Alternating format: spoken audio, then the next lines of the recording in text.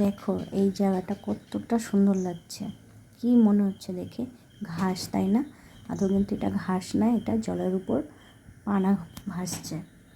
তো সকালবেলা উঠেই দেখি এরকম দৃশ্য বাইরের, আর ঘরে ঢুকে দেখি এখানে দাদা, ভাই আর আমার শ্বশুরমশাই সদ্য অপারেশন হয়েছে, তো ওনার একজন বন্ধু দেখতে এসেছিলো, তারা গল্প করছিল। আর এদিকে শাশুড়ি মা রান্নার আয়োজন করছিল দুপুরবেলায়, আর এদিকে আমার যা রান্না করছিল বাবার জন্য।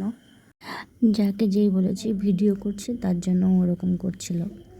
তখন রান্নাবান্না কমপ্লিট হয়ে গেছে, চলে এসেছি সোজা রাত্রের বেলায় রান্নাবান্না নিয়ে। রান্নাবান্না হবে আজকে রাত্রিবেলায় মাটন। তাই মাটনের কাটাকুটি করে দেখো মাটনটা বসানো হয়ে গেছে। এদিকে আমার দেওরের ছেলের সঙ্গে একটুখানি খুনসুটি হচ্ছিলো আর কি, ওকে রাগাচ্ছিলাম, তো আমার গায়ে থুতু দিয়েছিল, সেটাই আবার ওর গায়ে মুছে দিচ্ছি। এই নিয়ে চলছিল রাত্রিবেলার সব কিছু। তো আজকের মতো ভিডিওটা এই অবধি। তোমাদের যদি ভালো লাগে তো লাইক করো, কমেন্ট করো।